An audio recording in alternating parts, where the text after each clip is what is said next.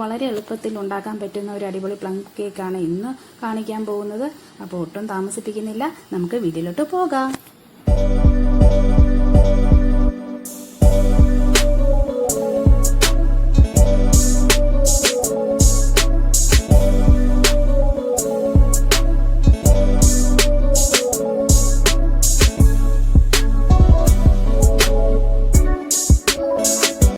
വേണ്ടിയിട്ട് ഞാനിവിടെ 1 കപ്പ് മൈദ അരിപ്പയിൽ ഇട്ട് കൊടുക്കുന്നുണ്ട്.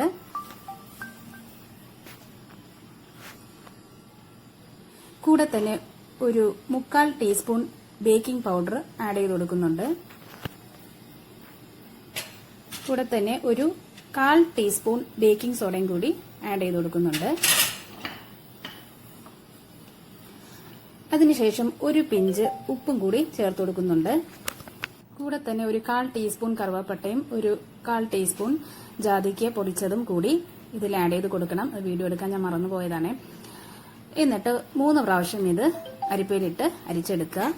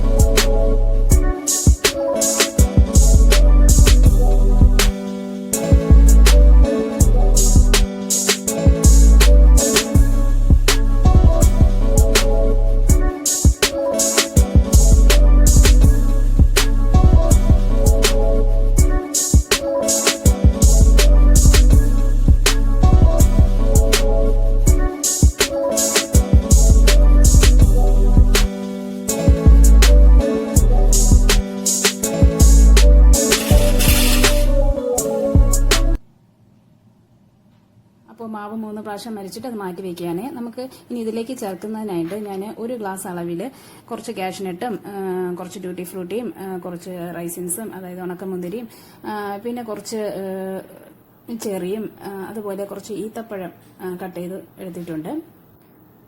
അപ്പോൾ ഇത് ഇത്രയും ഞാൻ മാവിലേക്ക് ചേർത്ത് കൊടുക്കാനായിട്ടാണ് എടുത്തിട്ടുള്ളത്. അപ്പോൾ ഞാനൊരു 3 സ്പൂൺ അളവിൽ മാവ് അതിലേക്ക് ചേർത്ത് മിക്സ് ചെയ്തെടുക്കുകയാണ്. നമുക്ക് കാരമൽ സിറപ്പ് ഉണ്ടാക്കിയെടുക്കണം.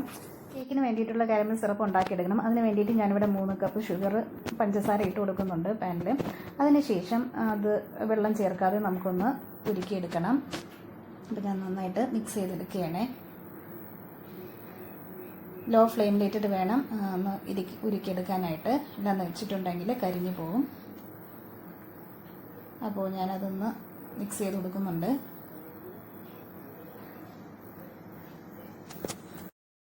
അപ്പോൾ നല്ലതുപോലെ കട്ട പിടിക്കാൻ തുടങ്ങും. അപ്പോൾ കുറച്ചും കൂടി വെള്ളം ഒഴിച്ച് നന്നായിട്ട് അതൊന്ന് മിക്സ് ചെയ്തെടുക്കണം. ഇതിപ്പോൾ നല്ലതുപോലെ തിളച്ച് വന്നിട്ടുണ്ട്. കളറ് ചേഞ്ചായി വരുന്നുണ്ട്, കണ്ടോ? നല്ലതുപോലെ ഷെയ്ഡ് മാറി വരുന്നുണ്ട്. കാരമൽ സിറപ്പ് റെഡിയായി വന്നിട്ടുണ്ട്. ഇനി നമുക്കിത് തണുത്തതിന് ശേഷം കേക്കിലിട്ട് ഒഴിക്കാം. അപ്പം നമുക്ക് ഇനി കേക്ക് ഉണ്ടാക്കുന്നതിന് പാത്രം എടുക്കാം.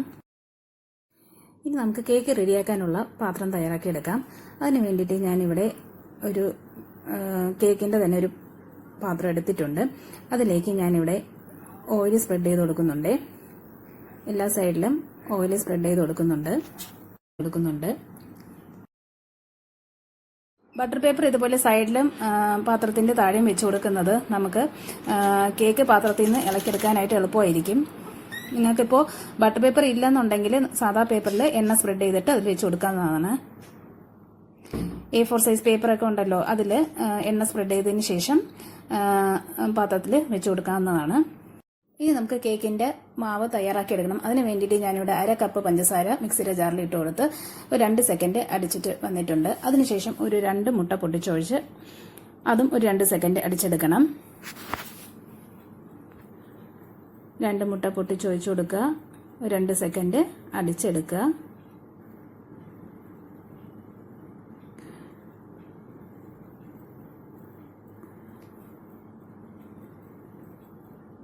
അടിച്ചെടുത്ത് വന്നിട്ടുണ്ട്. ഇനി നമുക്ക് ഇതിലേക്ക് ഒരു 1/2 കപ്പ് അളവിൽ സൺഫ്ലവർ ഓയിൽ ഒഴിച്ചു കൊടുക്കണം. സൺഫ്ലവർ ഓയിൽ ഒഴിച്ചു കൊടുത്ത് അതും ഒരു 2 സെക്കൻഡ് അടിച്ചെടുക്കുക. അതൊരു തിക്ക് കൺസിസ്റ്റൻസിയിൽ കിട്ടും. കണ്ടോ, ഒരു തിക്ക് കൺസിസ്റ്റൻസി കിട്ടും. അതിനുശേഷം ഞാനിവിടെ 1 ടീസ്പൂൺ വാനില എസൻസ് ചേർത്ത് കൊടുക്കുന്നുണ്ട്. 1 ടീസ്പൂൺ വാനില എസൻസ് ചേർത്ത് കൊടുക്കുന്നുണ്ട്.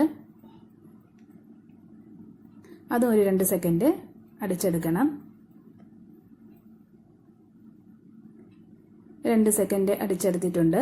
അതിനുശേഷം ഞാനിവിടെ 1 ടീസ്പൂൺ ഓറഞ്ച് ജ്യൂസ് ചേർത്ത് കൊടുക്കുന്നുണ്ട്. അത് നമുക്കൊരു 2 സെക്കൻഡ് അടിച്ചെടുക്കുക. കണ്ടോ, ഇതാണ് അതിൻ്റെ ഒരു കൺസിസ്റ്റൻസി. അതിനുശേഷം ഞാനിവിടെ നമ്മൾ നേരത്തെ അരിച്ച് വെച്ച മാവ് കുറേശ്ശെയായിട്ട് ചേർത്ത് കൊടുക്കുന്നുണ്ട്.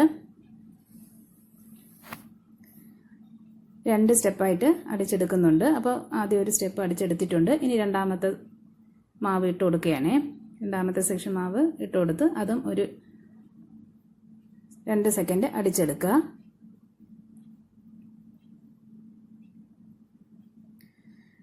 രണ്ട് സെക്കൻഡ് അടിച്ചെടുത്ത് വന്നിട്ടുണ്ട്. ഇനി നമുക്ക് ഇതിലേക്ക് നേരത്തെ നമ്മൾ ഉണ്ടാക്കി വെച്ച കാരമൽ സിറപ്പില്ലേ, അത് ഒരു 1/2 കപ്പ് അളവിൽ ഒഴിച്ചു കൊടുക്കണം.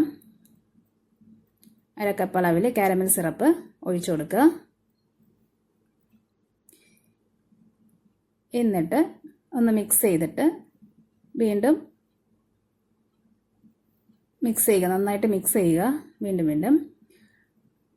അതിനുശേഷം നമ്മൾ നേരത്തെ മാവിൽ മിക്സ് ചെയ്ത് വെച്ച ഡ്രൈ ഫ്രൂട്ട്സ് അതിലേക്ക് ചേർത്ത് കൊടുക്കുന്നുണ്ട്.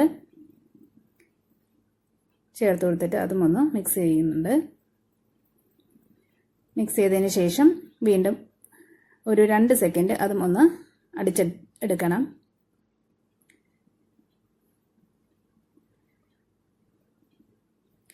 രണ്ട് സെക്കൻഡ് വീണ്ടും അടിച്ചെടുത്ത് വന്നിട്ടുണ്ട്. കണ്ടോ, ഇതാണ് കേക്കിൻ്റെ മാവിൻ്റെ കൺസിസ്റ്റൻസി. കണ്ടോ, ഇങ്ങനെ വേണം വരാനായിട്ട്. ഇനി നമുക്കത് പാത്രത്തിലേക്ക് ഒഴിച്ചു കൊടുക്കാം.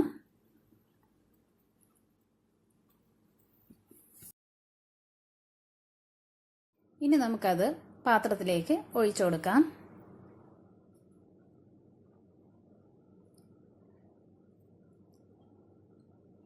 കുറേശ്ശെയായിട്ട് ഒഴിച്ചു കൊടുക്കുക.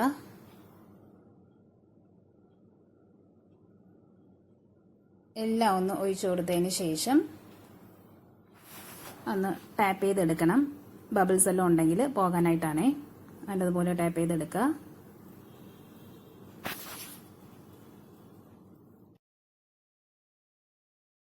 നല്ലതുപോലെ ടാപ്പ് ചെയ്തെടുത്തതിന് ശേഷം അതിലേക്ക് ഞാൻ കാഷ്നട്ട് വെച്ച് കൊടുക്കുകയാണ്. ഓരോന്നായിട്ട് ഒന്ന് ഡെക്കറേറ്റ് ചെയ്തെടുക്കുകയാണ്.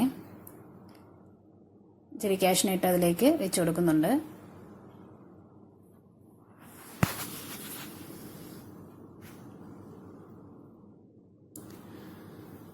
അതിനുശേഷം ഇച്ചിരി ഉണക്കമുന്തിരിയും കൂടി വെച്ച് കൊടുക്കുന്നുണ്ട്.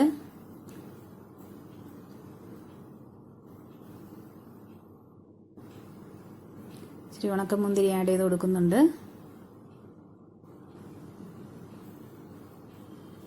അതിനുശേഷം കുറച്ച് ഡ്യൂട്ടി ഫ്രൂട്ടി ആഡ് ചെയ്ത് കൊടുക്കുന്നുണ്ട്.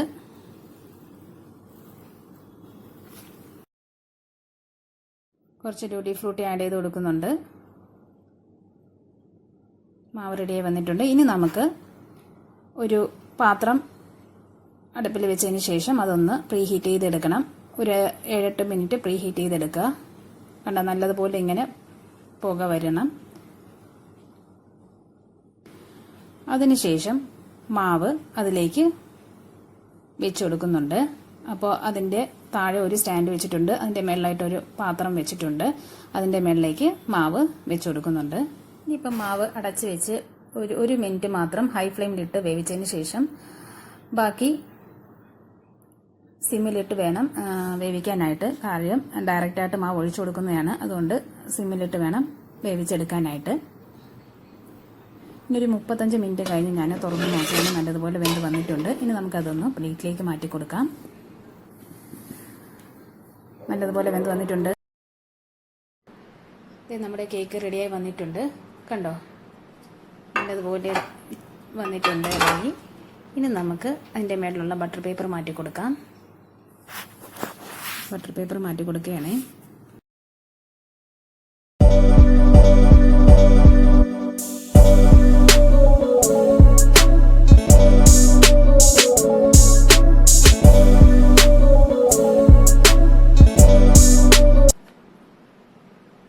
അപ്പോൾ വീഡിയോ ഇഷ്ടപ്പെട്ടിട്ടുണ്ടെങ്കിൽ ലൈക്ക് ചെയ്യുക, ഷെയർ ചെയ്യുക, സബ്സ്ക്രൈബ് ചെയ്യുക, കമന്റ് ചെയ്യുക. എല്ലാവരും ഒന്ന് സപ്പോർട്ട് ചെയ്തേക്കണേ.